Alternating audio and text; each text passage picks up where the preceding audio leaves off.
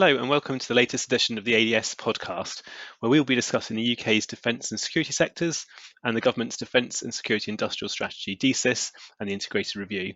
This episode will be done in two segments. Later in the episode, ADS Defence Advisor Andy Johnston will be joined by ADS Vice President for Defence, Kevin Craven, and ADS Vice President for Security, Elizabeth Sheldon, to discuss the DCIS and the Integrated Review.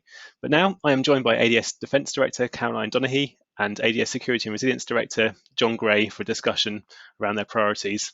Welcome, Caroline and John. Thank you. Thanks, Jonathan. Now, you're both relatively new to your roles. Caroline, you started as Defence Director back in April. Can you tell us a bit about your background? Of course. I have some, 16 years or so experience in a combination of government relations, policy and business development. Most of my professional time would have been spent in multinationals, internationally, including two members of ADS, as a matter of fact. But I've also worked as a consultant and worked for politicians, and I'd say probably about 7 to 8 years in defence, which is an industry I'm passionate about. So coming back to defence this year is a bit of a return to a calling, I guess. And I couldn't be happy with the timing of having come into this role, given where we're at and how exciting this year has been. Good stuff. And what have you learned in the first 8 months in your role? Can you tell us a bit about what you've done and are planning to do to support our members now that you're Defence Director? Yeah, well, first of all, I think I've learned a lot of acronyms, and there's probably still a lot more to learn, having had a bit of a break away from the sector and coming back. But no, I think, joking aside, I've seen an importance to engage with the membership and across CISES and across all the domains, really. Because otherwise we can't make sure that our defence programme is delivering that value for members. And I think as a team, we've taken a step change in communicating and consulting members once I've been in role, and we're going to continue that. And I definitely have heard loud and clear, Jonathan, from members that they do want ADS to be engaged across all of those domains and not just prioritise one area or the other. Great. And what would you say are the priorities for the defence industry? And do you think these will change going into next year? I don't think it's any secret that the integrated review is probably top priority, and obviously the defence and security, I should say, industrial strategy. So if I pivot to the IR, that is the devil is in the detail, and that's the detail we're all eagerly awaiting, which will set the direction of travel for defence and allow our industry to play its role in the defence reform. And I think our industry wants that open and honest dialogue with MOD and wider government, of course, on capability requirements across all of those domains. And understanding the strategy in each domain really is key. So that innovation, commitment and skill set that our industry has should be brought to bear as a part of the next steps in UK defence. And I think another priority, of course, in all of this is the export agenda, which we're working on in earnest, and that global Britain piece, and I think that will rise to the fore more next year. Great. And from a member perspective, what should ADS members in defence look out for from us next year? First of all, another busy year, obviously, given what I just said about the integrated view, and a focus on export as well as that prosperity agenda. And of course, we've got DSEI in September to look forward to, which we're anticipating at this point for a face-to-face event. So members can rely on us keeping the work up in terms of improving business conditions, business development, and of course, we're always there to listen to their issues and see what we can do to help. And finally, that proactive engagement of webinars, possibly face-to-face, we'll have to see, but that engagement with officials, frontline command, etc., across all domains is set to continue. So we are anticipating a busy year. Well, it does sound exciting, and thanks for the insight, Caroline. It certainly seems like a good time for the defence industry and for members into next year and all the things that we have planned, and we'll wait to see how it all plays out. And now turning to security, John, you joined us back in October after a long career in government covering security, diplomacy and industrial engagement. Can you tell us a bit about your background? Yeah, I've come to ADS from a reasonably long career in government. The last 3 years, I've actually been working quite closely with ADS, which is helpful, having joined ADS in lockdown, if I'm honest, because at least I knew some of the characters both in the members side of the organisation but also within the team. So the last 3 years with JSARC, I was heading up our delivery working closely with the head of JSARC and also heading up our international work. Caroline mentioned working on exports and global Britain, and I was doing quite a bit of that, linking up the Home Office and the Office for Security and Counter-Terrorism with the UK Defence and Security Exports team and promoting our sector overseas. But before that, I spent the previous 15 years working on the Foreign Office platform, really in operational and liaison roles on the diplomatic platform. So my last role overseas was at the British Consulate General in Istanbul, heading up and opening up our office on aviation security there. So, quite a varied background that's really moved from borders to aviation security, and very much the whole time at the meeting point, I would say, between government and industry. Hence my excitement at joining ADS in this role, really. Well, it's great to have you with us, John. And what would you say are the top priorities from a UK security and resilience sector perspective for 2021? And what overlap do you think there will be with these and the government's own objectives? I mean, I think it's very similar themes to Caroline in some respects. I think we've really got to drive home that link between security and resilience in the UK and its prosperity. And I mean, no more so than in the current climate with us fighting an unprecedented pandemic, and really emphasising how our sector can really help in that recovery and resilience piece. The diversity we have in the security sector and that agility that you get with that diversity, I think, will be a real asset to the government and to our economy, and provide some opportunities for our sector despite the challenges. And I think it's pointless denying the challenges. There are challenges on the horizon, but there are also opportunities. And I think in terms of the way that relates to what government wants, I think you just have to look at recent government strategies that have been released. All of them emphasize, whether it's the contest strategy in counterterrorism or it's aviation security strategy, they all emphasize government's desire and need to work in partnership with industry. And I think that's only been emphasized really with the challenges we faced this year, and with our renewed different relationship with the EU come the 1st of January. So I think that needs to be the focus and our priority this year, is to emphasise that the sector is really well positioned to help with those challenges. Great. And also from a member perspective, maybe reflecting in the first couple of months being in your role, how do you think that our work in supporting security and resilience companies will change going into 2021, and what do you think will stay the same? I think a lot will stay the same, but I think we will need to emphasise and be prepared with that agility. So I think my team's going to need to be ready to listen to members and to have conversations with members, but also be prepared to use our experience and our reach across the sector to advise members and provide a bit of thought leadership. And I think that emphasis on resilience will continue to play out. It already is, and Caroline mentioned the up and coming integrated review and the Defence and Security Industrial Strategy, which we all fed into with great help from members in the summer. We know that that's going to place a lot of emphasis on resilience, on global Britain. And so I think they're themes that have already been developing this year, but they will come more to the fore next year as we look to come out of the pandemic.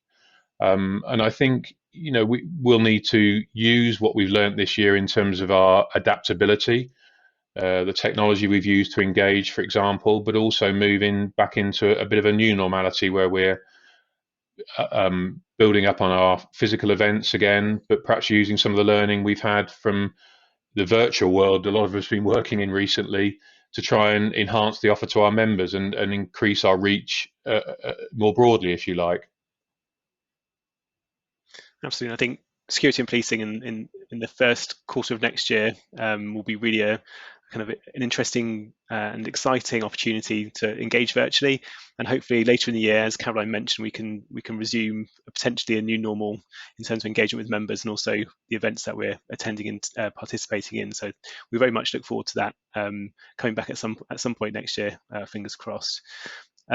So thank you both very much indeed. I think that's been a really interesting discussion in terms of exploring what's coming up next year, and hopefully helpful for members to understand what our priorities are for defence and security sectors going into 2021. I'll now hand over to Andy Johnston, our Defence Policy Advisor, for the next segment of this podcast. Thank you very much, and see you next time.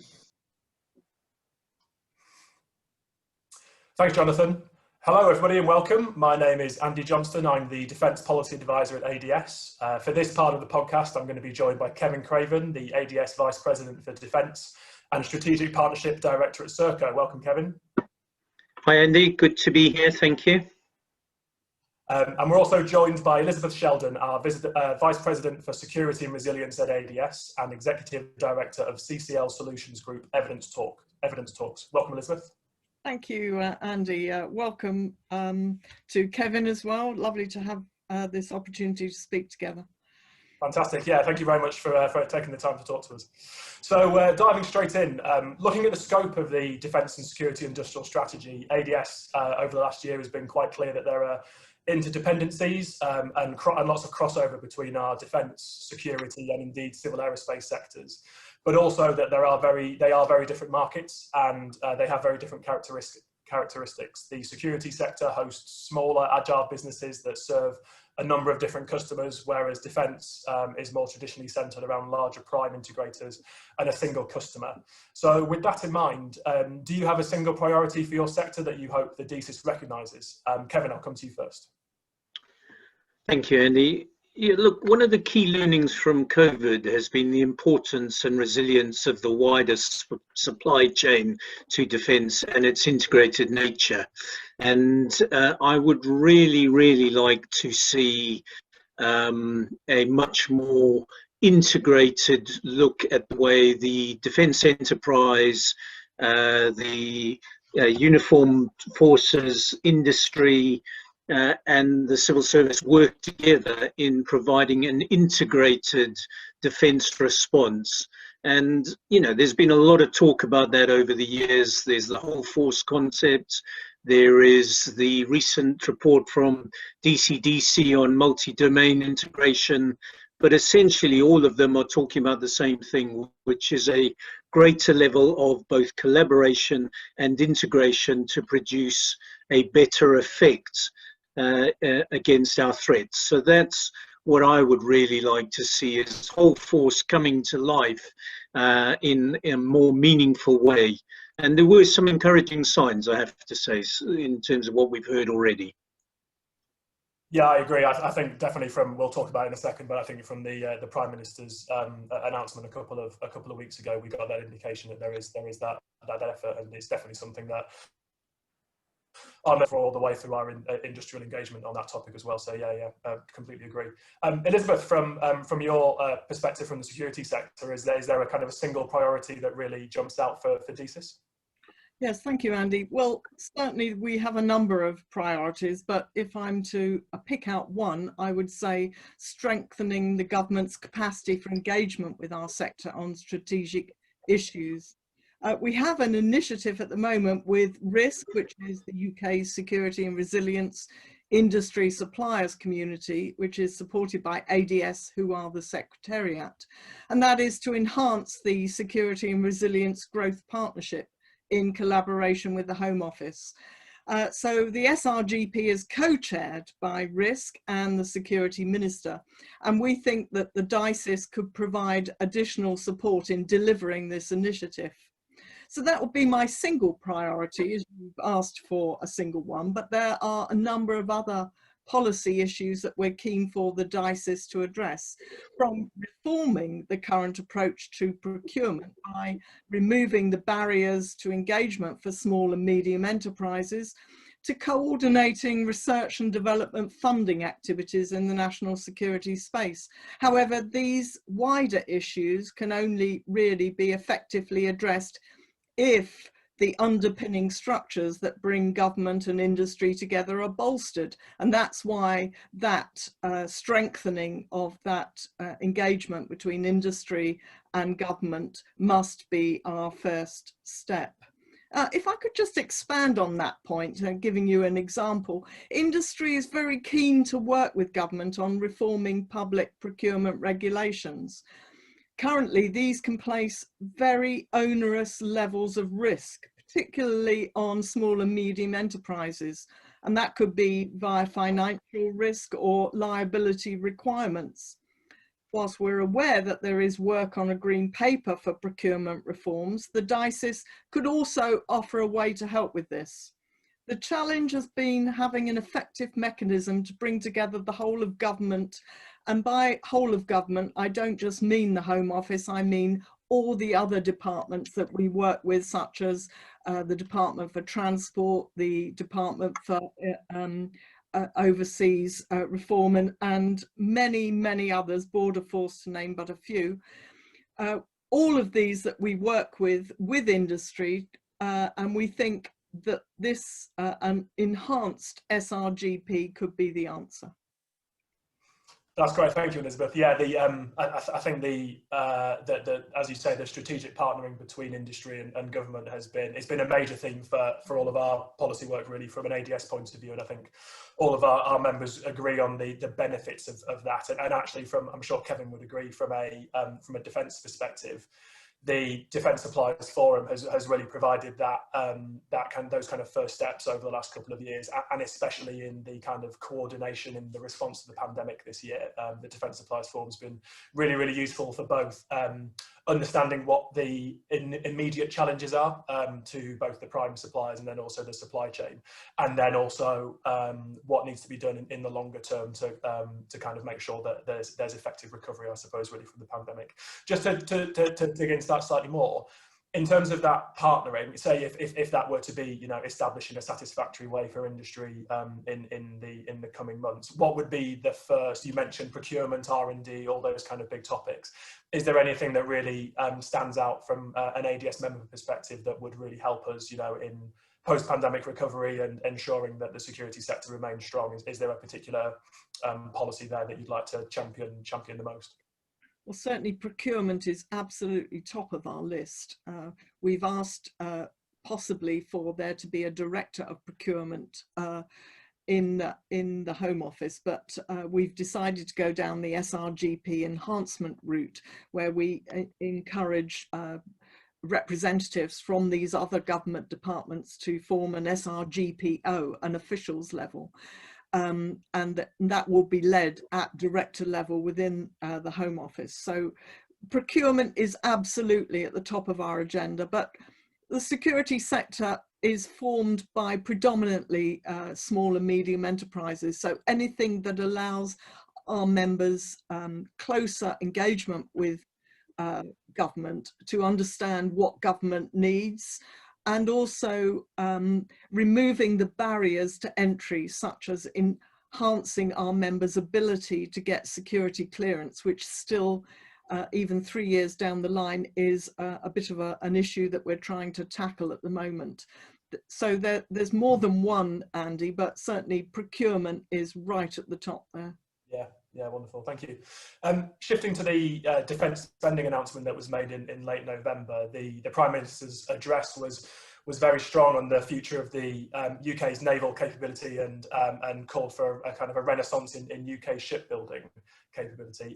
Kevin, do you see this as an area for good export potential for the UK, given that the UK has been so reliant on air, and particularly fast jets in the recent past?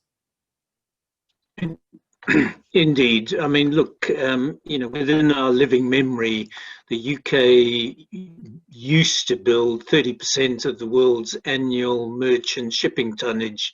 Today, that is down to less than 0.1%. Shocking statistic in many ways. And obviously the dual pressures of both economic need and a renewed maritime threat from both Russia and China have refocused us in the UK on the importance of a national ship design and build capability.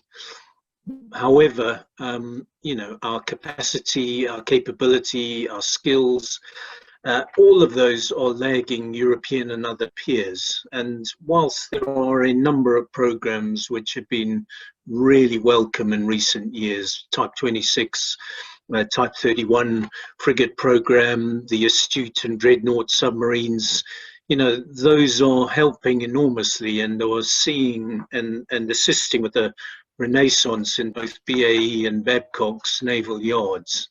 But the same needs to happen in our civil and Royal Fleet auxiliary vessels as well. And it was great to see that the Fleet Solid Support Warship Program will order 3 stores ship at 30,000 tons plus to support the aircraft carriers.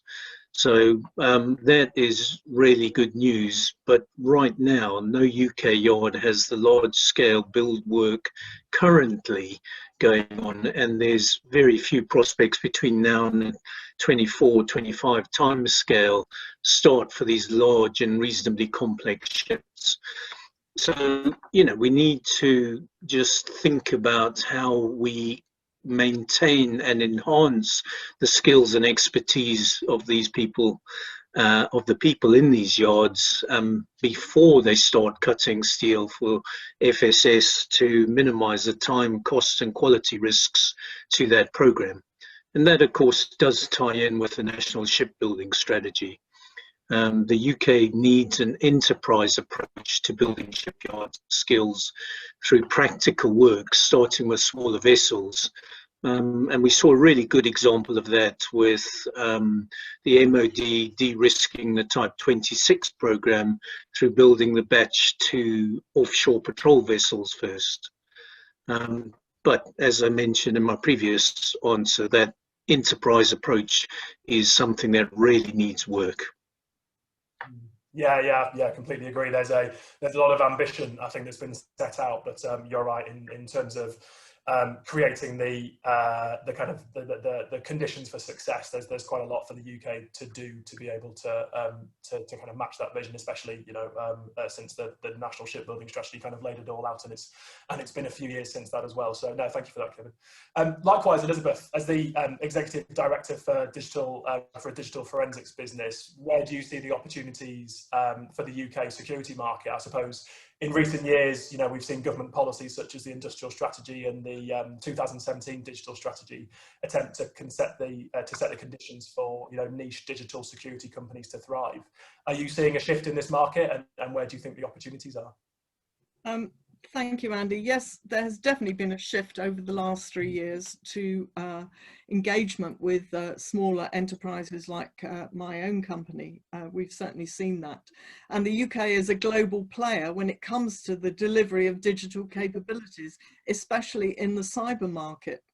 So if you look at January this year, DCMS estimated that the UK's cybersecurity industry is worth £8.3 billion, and it employs 43,000 full-time employees. You know, that's a significant number, and that's up 1/3 since 2017.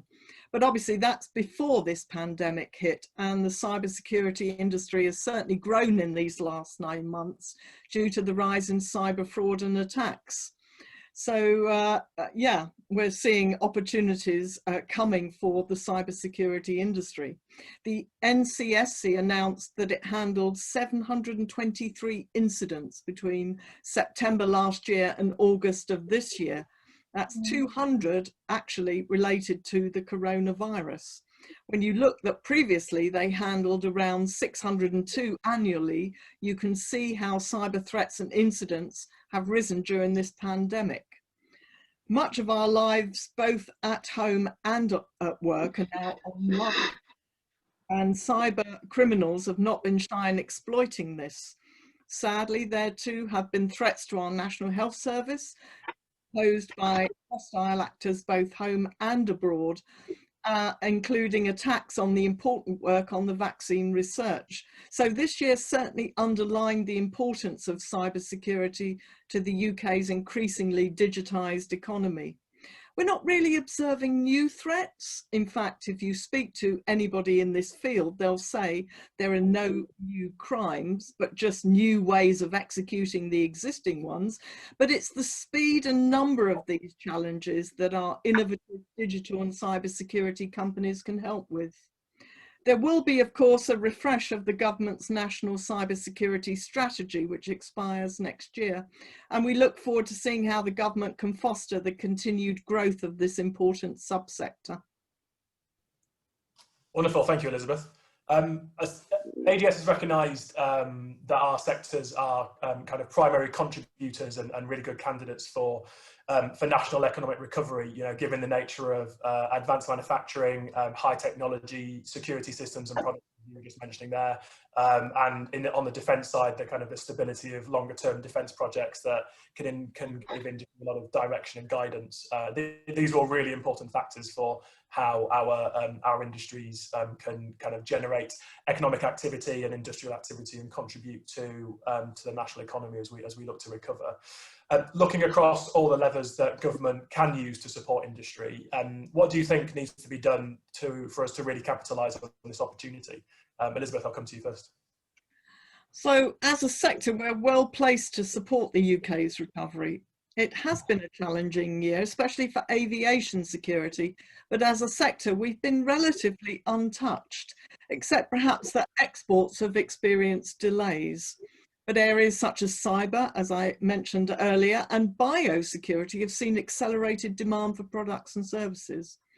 Statistics show significant growth in recent years. In fact, ADS's facts and figures compiled in June this year have shown that the security and resilience sector has grown by 2/3 in the years between 2014 to 2019.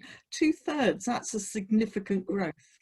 Export sales have also grown nearly 6% in the year 2018 to 19, and evidence from UK DSE suggests that might even be higher. So while statistics for this year may show a slower picture, we are very well placed to both domestically and internationally to grow and support the UK economic recovery.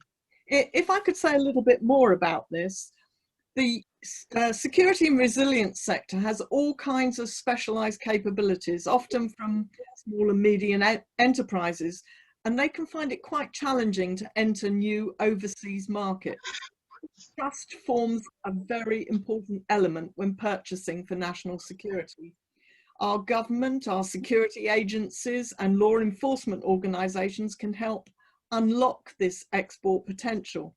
We have world-class reputation in these areas, and government can help through government-to-government engagements by acting as an advisor, an agent, an influencer, a guarantor or facilitator on behalf of our industry.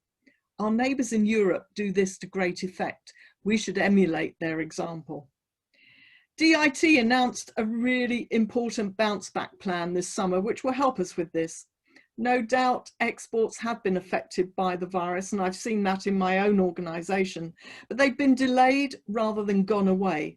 But as the vaccination programme evolves, travel will recommence and opportunities will resume. So with the DICES, we hope for a cross-government commitment to supporting this export drive, which would really help with the UK's economic recovery. Indeed, thank you very much.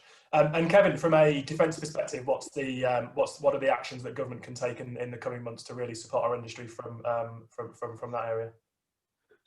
I think there's a couple of areas that I'd like to point out. I mean, I'd particularly like to just mention the emerging domain of space, which has obviously become increasingly prominent in the government's agenda and the military's as well, given the socio-economic reliance on space in all its facets, and in the face of international threats of potentially hostile actors. But it isn't just the military that has the strongest knowledge in space capabilities and technologies. It is in many ways the commercial sector, and indeed the same for many of our Five Eyes allies. So from building satellites to Earth observation through clearing space debris, you know, the UK plays a pretty critical role in the space sector, which protects the UK as well. But we really need to integrate that knowledge of the commercial sector with the expertise and the large-scale programs of the military to allow for an integrated space ecosystem and an increased diversity and innovation for the future. There's been some examples, some really good papers on that recently. There was a Bryce and Athena report about how the UK can become a leading space nation. For example. The other area that I would pull out is around workforce and enterprise skills. We really need the right sorts of governance and architecture and the targeted means to develop those skills, or they risk remaining aspirational and being subject to greater risks of falling over in achieving those stated programme aims. So the government does need to set a demand signal to understand both the current capabilities and what the future looks like. And a coherent investment in skills and technical education is really critical post-COVID and Brexit for our future. So whilst that impact will take time, signalling that that greater focus is really important for the future in tackling the current skills shortage.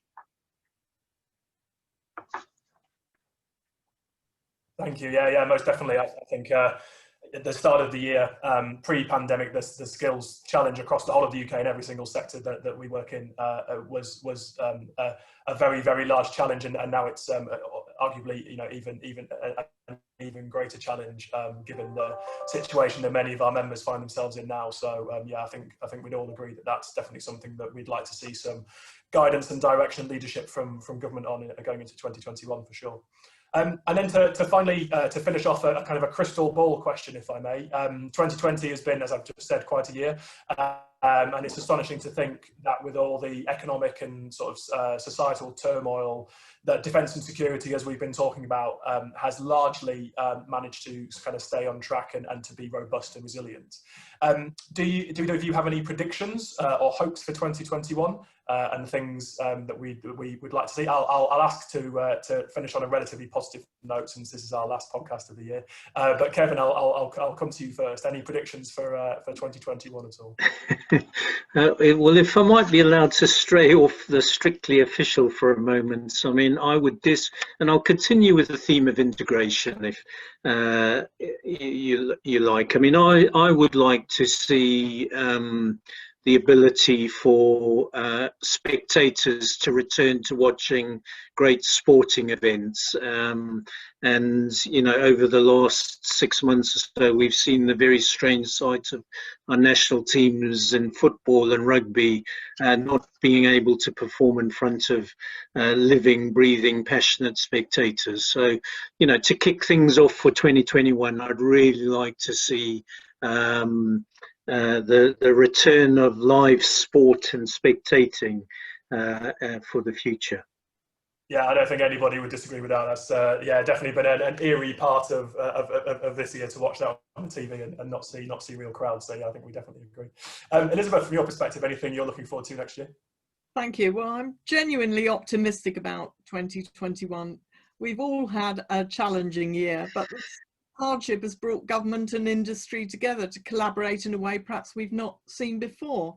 If you look at the ventilator challenge, for example, or the rapid sanitisation of ambulances, our sector rose and responded brilliantly to this ask. We've also seen huge advances in medical research, such as mRNA vaccines and artificial intelligence and its application to protein folding. Amazing things done in very short space of time. I think if we can capture the lessons learned from this year, we can formulate new ways of working together, taking the best elements for public-private partnership and leaving behind the bad. Then we will be best placed to seize the opportunities that will arise as the global economy opens back up and we overcome this virus.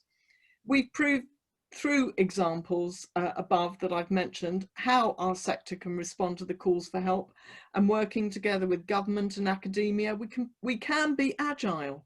So reforming procurement to everyone's advantage is possible and beneficial. And if we can implement changes along these lines, then the national security and prosperity of our nation will benefit. I'd also, I was delighted to hear Kevin and yourself, Andy, mention the skills agenda, something that's very important to me. And we definitely need to address the requirements of our sectors. We've seen how cybersecurity has grown, and believe me, it's not going to get any smaller. So we need to ensure we have the correct talent and skilled workforce for this future growth. So sadly, whilst this year has taught us to pay attention to non-malicious threats such as pandemics, the more traditional threats such as terrorism and organised crime have not gone away. The UK has many pioneering security and resilience companies with the potential to build up examples of international excellence, and they are ready to respond to all of those threats. So for this reason, we should go into 2021 with a sense of optimism, tempered, of course, by caution. Indeed. Yes, thank you very much. That's great. Well, that's the end of our discussion. Thank you both very much for your time and your insights. I think it's been a really interesting talk that we've had, and we'll obviously wait to see what the integrated review and the DSIS have for us in 2021. And I'm entirely sure we'll see hopefully some of those themes recurring in those two documents as well. Our next episode will be in the new year, but for now you can watch our podcasts on YouTube, or you can subscribe and listen through iTunes or the ADS website. But for now, thank you very much to our guests, and goodbye.